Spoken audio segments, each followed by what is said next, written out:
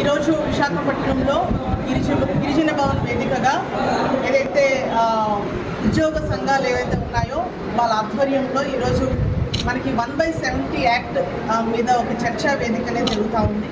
ఈ కార్యక్రమంలో రాష్ట్ర వ్యాప్తంగా కూడా అన్ని సంఘాల నాయకులు పాల్గొన్నారు, రాజకీయ ప్రముఖులు అందరూ కూడా పాల్గొనడం జరిగింది.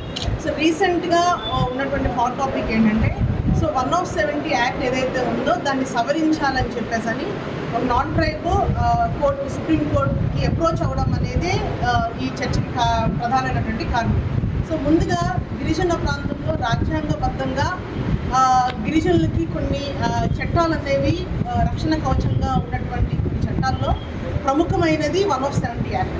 సో ట్రైబల్స్ యొక్క ల్యాండ్ని కాపాడాలి, గిరిజనేతల చేతుల్లోని ట్రైబల్స్ యొక్క ల్యాండ్ వెళితే ఖచ్చితంగా గిరిజనులకి అన్యాయం జరుగుతుంది, వాళ్ళ యొక్క ఎగ్జిస్టెన్స్ని కోల్పోయే ప్రమాదం ఉంది. కాబట్టి ఈ చట్టాన్ని తీసుకొని రావడం జరిగింది. సో గతంలో మనం చూసుకున్నట్టయితే రామిరెడ్డి వర్సెస్ ఆంధ్రప్రదేశ్ అంటే ఈ 1/70 యాక్ట్ని సవరించాలని చెప్పేసి గతంలో రామిరెడ్డి అనే నాన్ ట్రైబ్ వెళ్ళడం జరిగింది. తర్వాత సమతా వర్సెస్ ఆంధ్రప్రదేశ్ అనేది కూడా రావడము, 2 సార్లు కూడా గిరిజన పక్షాన్ని నిలబడుతూ రాజ్యాంగం ఏదైతే మనకి రక్షణ కవచంగా ఉన్నటువంటి 1/70 యాక్ట్ని యథావిధిగా కొనసాగించాలనే తీర్పు అనేది మనకి ఇవ్వడం జరిగింది. మళ్ళీ చాలా సంవత్సరాల తర్వాత ఇప్పుడు ఒక నాన్ ట్రైబ్ వెళ్ళి దీన్ని ఖచ్చితంగా సవరించాలని ఏదైతే ఇచ్చారో దాన్ని మేము పూర్తిగా గిరిజనులుగా మేము ఖండిస్తూ ఉన్నాం.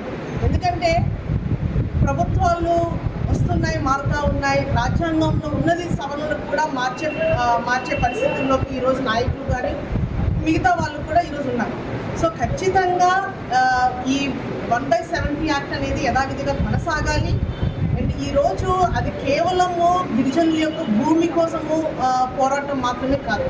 సో వాళ్ళ యొక్క అభివృద్ధి కానివ్వండి, వాళ్ళ జీవనాధారం దాని మీద ముడిపడి ఉంది, వాళ్ళ యొక్క అభివృద్ధి దాని మీద ముడిపడి ఉంది.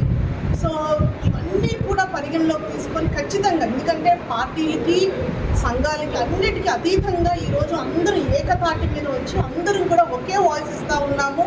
సో ఎట్టి పరిస్థితుల్లో గిరిజన చట్టాలని వైలేట్ చేయడానికి ఎట్టి పరిస్థితుల్లో వీల్లేదు.